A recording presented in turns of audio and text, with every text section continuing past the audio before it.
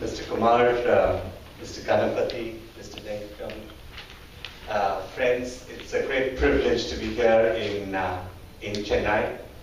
I visited Madras as a young student, school student, many years ago. And as Mr. Kumar mentioned, I'd come here as a young officer on Bhattacharya, and now I'm back here as an ambassador of India to Egypt. The principal reason why I chose to visit Chennai is because I find that there is a very intimate link between the city and Egypt, primarily through the very large investment that Sanjay Group has made in the city of Port Said. It's an outstanding example of the kind of cooperation and how we can take advantage of the opportunities that exist in the region. The region, of course, is very exciting. It's not been the same ever since Arab Spring happened, and there is a degree of uncertainty which has come into the region. But Egypt stands out as the strong features of Egypt that would come out are A, it's the largest country in the region. It has the largest trained manpower in the region, technically qualified. It has very intimate links with all the other countries in the region and exercises a strong cultural and ideological influence. And of course, it's a very old civilization which brings with it a certain gravity, which has a certain influence in the Arab, African, and European spheres. And to buttress that, what Egypt has also done is that it has worked out very favorable agreements with 3 areas, which give you preferential access to the Arab, African, and European markets, and in some cases, even to the American markets. And these are opportunities that can be taken advantage of from the economic perspective. As I was saying, things have not been the same after Arab Spring. The degree of uncertainty in the region is very high. But what Egypt has achieved in this intervening period is that it has been able to restore a degree of political stability, which is of an unprecedented nature because it went through 2 very difficult revolutions. The first to oust the old regime, and the second to oust a government that had come in through a democratic process, but which went against the normal Egyptian psyche. And so what we have today is, in a sense, a return of the old, but also adapting to the future. And that, I think, is very significant because Egypt, for a long period of time, had been focused largely on the past rather than the future. Today, Egypt is looking out to build a future for itself. And as President Sisi says, it is based on 2 principal planks. The first being security, that's primary. The second being development. And that's where I think we come in a big way. The other thing that I wanted to mention about the region is that it's going through turmoil. So on the economic front, things are not as they were in the past. The region has been contracting in many parts, but this is an area of opportunity the way I look at it. We find that many of the Gulf countries are having shrinking revenues because of the declining oil prices, and they're having to reorient their policies. They're also looking at new opportunities, how they can have non-oil revenues. And this is where the expertise of people like us from India comes in, because we can introduce them, the entire Gulf region, to new economic ways, and we would be able to add value to them. Egypt in particular has gone through a fairly difficult time. Before the revolution, it had a growth rate of about 5 to 7% in the last days of the Mubarak era, which suddenly slumped to almost 1 to 2%. In the last 2 years, we have seen that growth has picked up. It has doubled, so to say, to about 4%, and they expect it to grow up to about 4.5% next year. But there are certain fundamental issues about the Egyptian economy which I must mention to you because, after all, if you are to interact with the Egyptian side, either through trade or investments, you must have a very frank assessment of that country.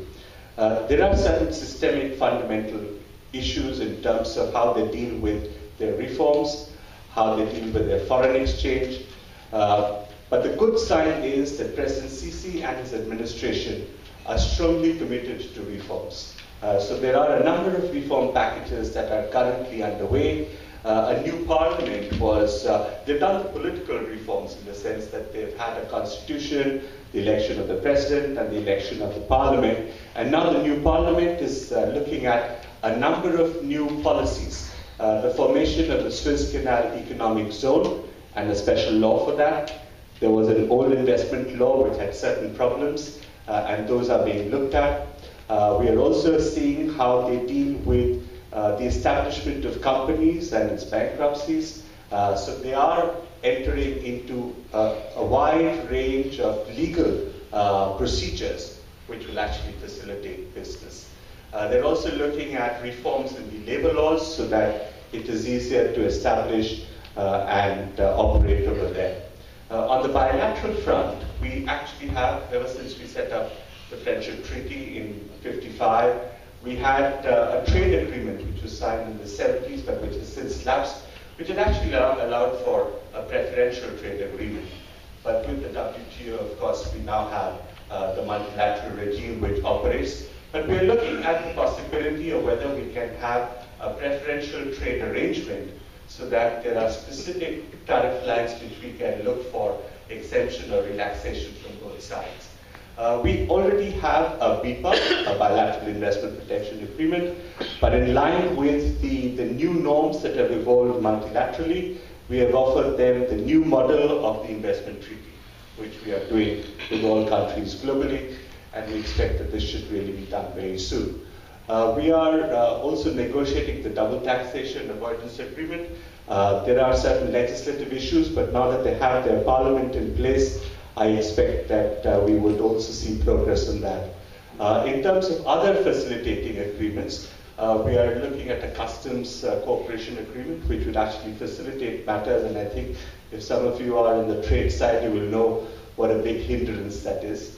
On their part, what they have done in terms of their economy, there was one more factor that I wanted to mention, which I had skipped, is that they are currently negotiating with the IMF for an extended fund facility of about $12 billion over the next 3 years. This is in addition to the about $3 billion development fund that they have got from the World Bank and African Development Bank. And along with the support they are expecting from other friendly countries to do the deficit gap, this would be about a $20 billion input into the Egyptian economy.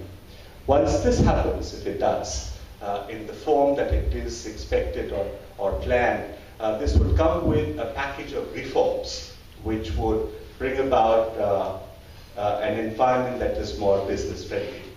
Bilaterally, we've also seen that there is very good understanding at the leadership level. President Sisi and Prime Minister Modi have met thrice. The first time was in October of last year in the margins of the United Nations General Assembly. And then, of course, President Sisi had visited the Africa Summit in October. And last month, he came on a bilateral state visit. He also met with the President on 2 of the occasions during the Africa Summit and when he was hosted by President Mukherjee last month. What we have found in President Sisi is a person who is extremely sincere and committed to the development of his country. And at the same time, he is very candid in telling Egypt and Egyptians that they have to do their bit. It is not something that the leadership can do themselves. So those of you who are familiar with Egypt would have seen the laid-back coffee culture of Egypt, which is a wonderful thing. But we also need a lot more action. The agenda that we have bilaterally today is to work out what we call the new partnership in the new era. Because there is a lot of past bonhomie that existed, the Nehru Nasser that is often referred to. But we've told the Egyptians that while that was very good, today's challenges and opportunities are very different and we need to work on that. There are certain possibilities that I thought I would share with you, some specific things that the Egyptians are planning to do in which we could get engaged. Mr. Ganapati had mentioned some of them. For instance, their desire to have much closer cooperation in the field of SMEs or MSMEs. What has happened is that the Department of International Cooperation of the Egyptian government and the Egyptian Parliament are in the process of setting up industrial zones, which are at small urban, rural level establishments. They plan to allot about 6,000 square meters of land, which is roughly about an acre and a half, where they will establish a shed. And they will then give the basic electricity and other connections. And they hope that they would be able to set up anything between 50 to 100 very small units. It could be manufacturing stationary pencils or boards, plastic intrusions, maybe furniture, small skills that would meet the requirements of the local community. Mr. Mohammed Al-Suwaidi, who is the president of the Federation of Egyptian Enterprises, Federation of Egyptian Industries, FEI. Over there, they have a separation between those who are in trade and those who are in manufacturing. So FEI is the federation for all those who are in manufacturing. So Al-Suwaidi is important because his brother has a joint venture in India in the field of electrical switchgears. He's also important because he's the president of the FEI and the second largest industrial house in Egypt. And also because he heads the Industries Committee of the Egyptian Parliament.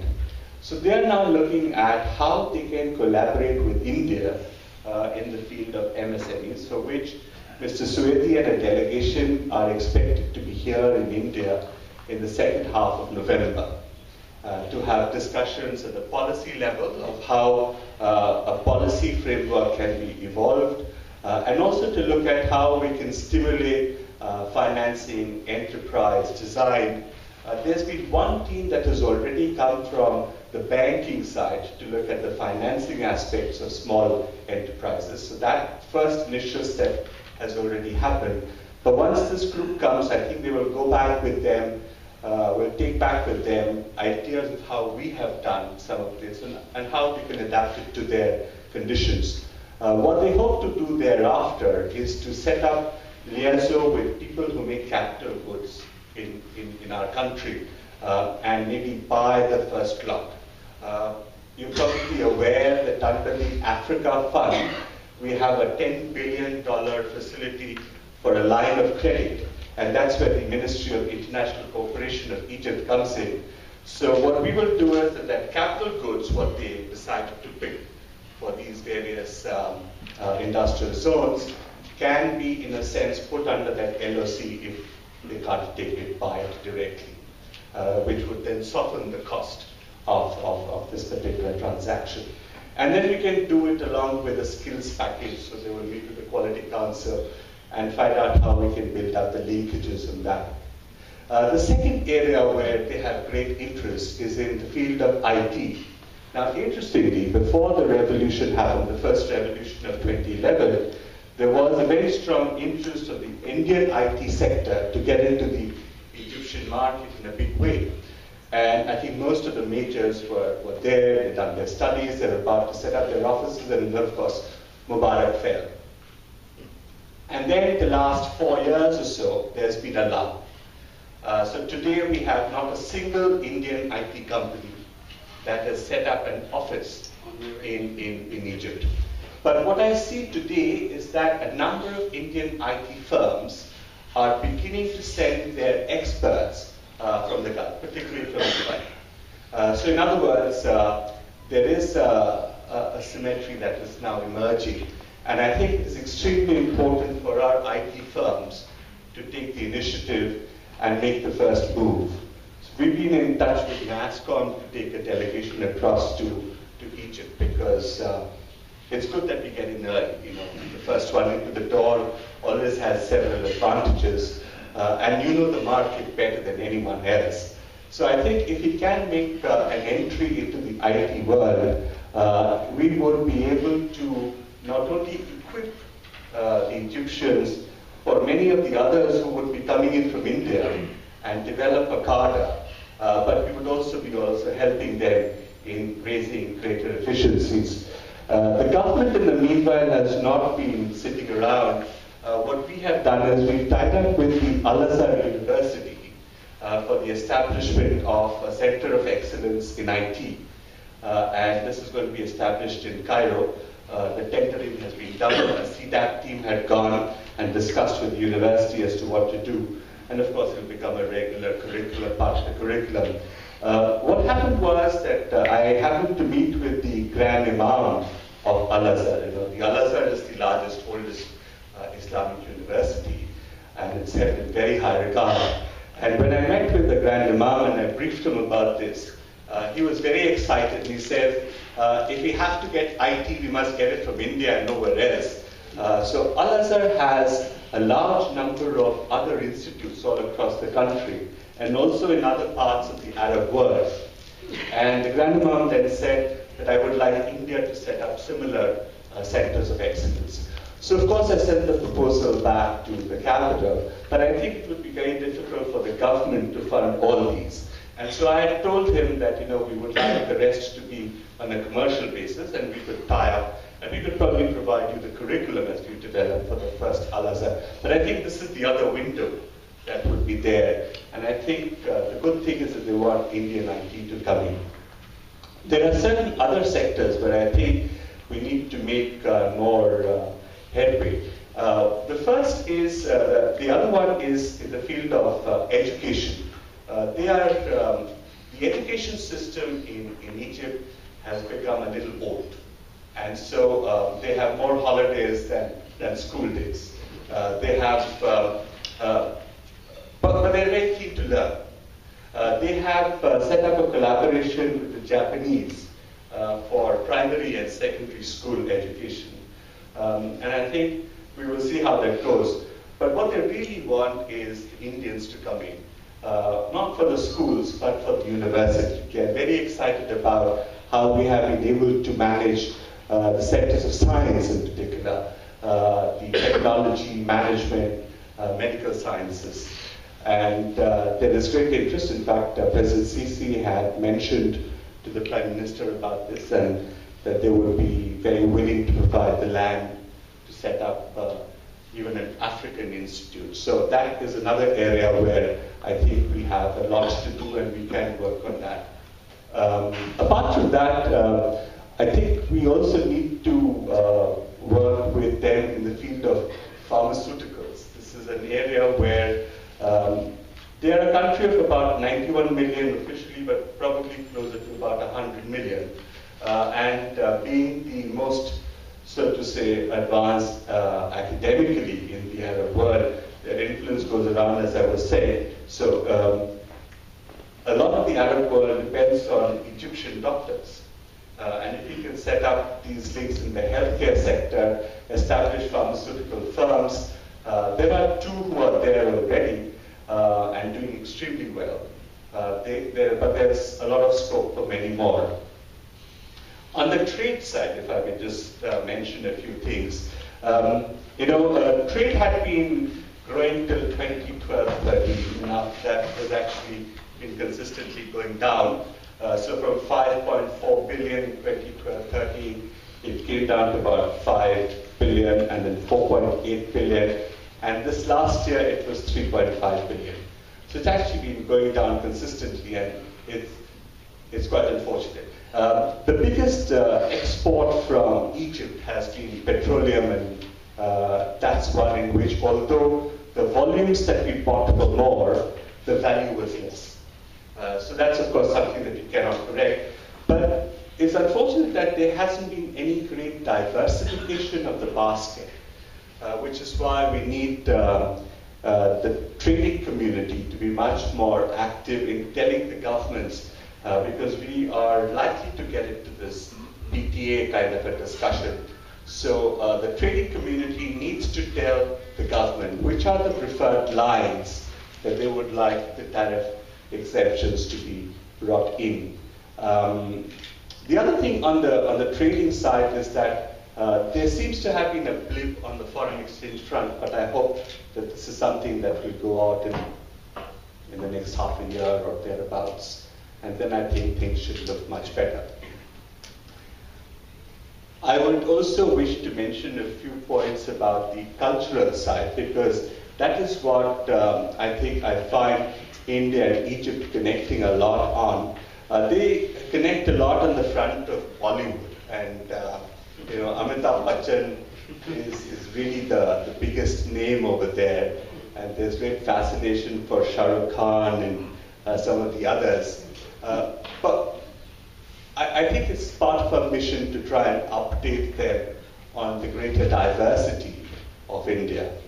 And the India by the Nile festival that you were mentioning has today emerged as the largest foreign cultural festival in Egypt.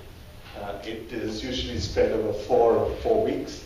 Next time it's going to be over 6 weeks because it's the 5th anniversary. And it's also the 70th anniversary of our independence, so we will have a lot more collaboration. We recently had some representation from southern India, which was actually quite lacking. We had a Tal Vadya group, which went for a drums festival, and we had a Kathakali group, which went for the Alexandria festival. But I think there's a lot more, and a city of culture like Chennai would obviously have a lot to offer. So we will keep tapping in and finding what we can do with this. I went to Bengal before this, not just because I'm Bengali, but but also because that's another aspect where we hadn't exposed the Egyptians sufficiently. Finally, I would like to say that this second part of the question of mine really has, as I was saying, more of an economic focus. We feel very confident that Tamil Nadu, Madras, Chennai in particular, is the hub of economic activity. You already have a very strong presence in Egypt, and I think in today's interconnected world, we look at linkages both ways. So we are extremely excited about the expansion plans of TCI Sanamar. In fact, so excited are the Egyptians that the Egyptian president himself has said that he's going to come for the inauguration event once the expansion is done. But I think we need to do a lot more, and we can because the time is good. The economy is coming around. There may be the possibility of good pickings, and I think an early entry is always good. Equally possible are the opportunities for JVs with high-value Egyptian entrepreneurs who wish to come into India. At the moment, there are only 3 of them. But there are, we did the Make in India show seminar over there, and there was significant interest among some of them.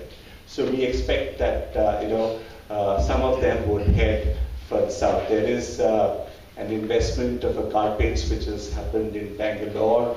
There is an electrical switchgear facility in Noida, and there is a building material. No, that's 100% in Dahej in Gujarat, but there's opportunity for much more. It's been a great privilege being here with all of you, and particularly to meet with SICCI and MCCI. I hope, I would be very happy to answer any questions if you have, if I have the answers.